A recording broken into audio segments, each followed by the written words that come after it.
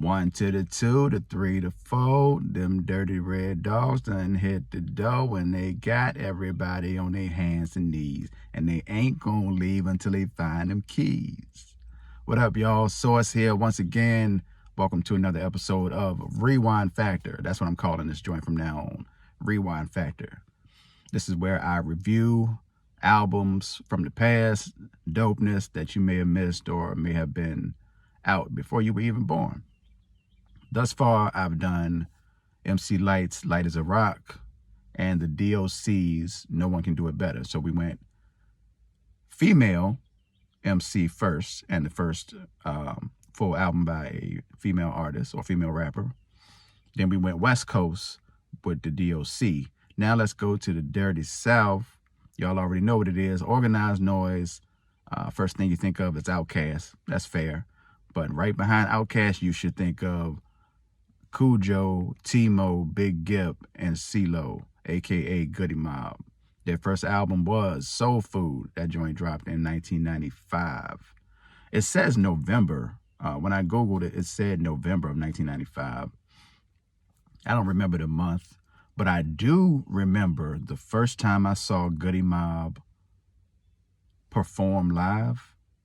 I think it was Teen Summit. Yeah, you got to be a little older to remember Teen Summit. Teen Summit was on BET.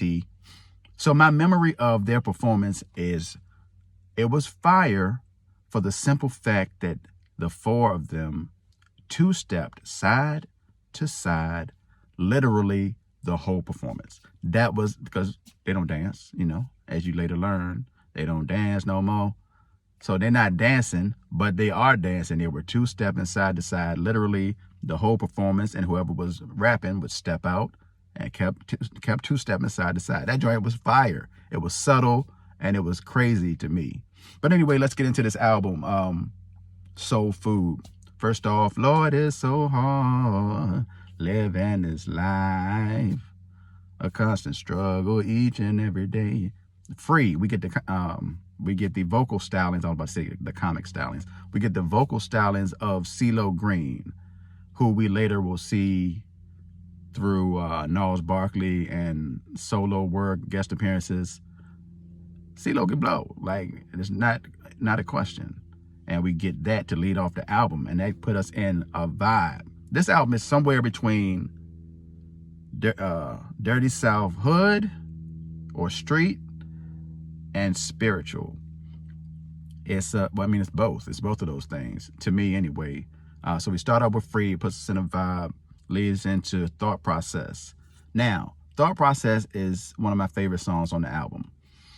One of the biggest reasons it is one of my favorite songs is because Andre 3000 closes it out. This was 1995, so it's after Southern Playalistic, but before AT Aliens. To me, this verse was the first time where I stopped and was like, that was kind of crazy. Like, he nice. He nice for real. Because to me, Southern Playalistic, if it wasn't evenly weighed out, I would say Big Boy was the lead on Southern Playalistic. But then I heard that verse, and that led into Elevators, which came out in 96.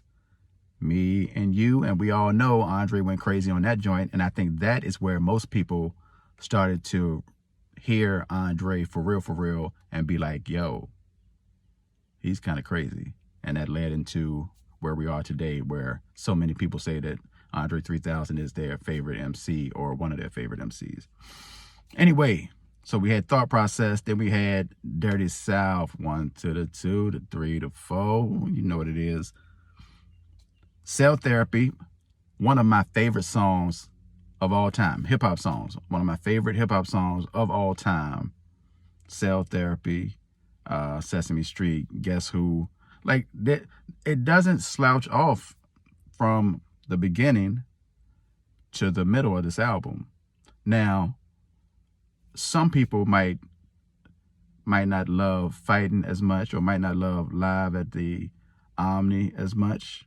But those are both dope joints that I think carry the middle of the album and take us into that last few songs where we get to Goodie Bag, where you hear CeeLo go crazy with the freestyle.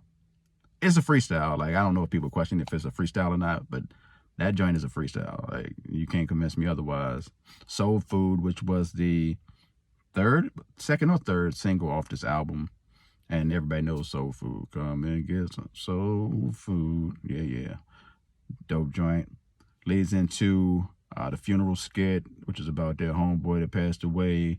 I Didn't Ask to Come, which is referencing death, life and death. And it's not even necessarily about being hood or being on the block or whatever. It's about death. And anybody should be able to relate to that, in my opinion. The Coming with Witch Doctor. Shout out to Witch Doctor. And the last song, which is probably my third or fourth favorite song on the album, The Day After. Yo, from top to bottom, there's nothing to sleep on this album. I love it. I don't think I'm going to review anything that I don't really like, because I don't really want this to be a negative experience. I want this to be about the positivity and the love that I have for hip hop and that I have for certain albums, certain artists, and just looking back on that nostalgically, but realistically. So I'm going to grab a number of albums that I have to at least like them. I'm not going to be on here bashing older artists or old school artists or whatever you want to call them. That's not what this is going to be about. It's going to be about the love, the hip hop love. So we know that CeeLo at one point was not in the group anymore, and they had the One Monkey Don't Stop No Show, which they've more recently said had nothing to do with CeeLo. That wasn't a shot at him. I don't know if it was or it wasn't, but they said it wasn't, so I got to go with that. But please understand, Outkast I'm not going to say Outkast does not exist without Goodie, but Goodie Mob definitely had an effect on Outkast, and the fact that Outkast is viewed by some, by me personally, as the greatest group in hip-hop history. But you have to at least say that they're at the top of that group, one way or the other, whether you love Outkast or not. I would suggest listening to this album. If it doesn't even matter when, just put it on. Put the album on. Once you get into Free and Thought Process, you're going to slide. You're going to be in the middle of the album before you know it, and your head is still going to be nodding, and you're still going to be appreciating the Dirty South sound, ATL. And remember, this is one of those albums that came out early in the whole The South Got Something to Say time frame, where New York, or maybe just other places, but specifically New York, wasn't giving the South the respect that they felt they were due early in their uprising. And as we see now, the South has something to say, and still saying it, because what one would call the Mecca of New York, the Mecca of hip hop in the moment, which used to be New York, is now undisputably ATL. So this was the beginning of that. Salute, Goodie Mob, Soul Food, 1995, respect. Oh, and let me not forget to mention this. Everybody says Andre 3000 is the best rapper, one of the best rappers, etc. And I agree. But please understand, at this time right here that we're talking about, the best rapper out of the South, and I don't mean Atlanta, I mean the South. All due respect to Scarface, the best rapper out of the South was CeeLo Green. Bar for bar, CeeLo Green. All right, that's enough for me. Check out the album. Hey, check out Still Standing while you're at it, because that's another great album by Goodie Mob, which was the follow-up to this one. All right, Source. Ouch.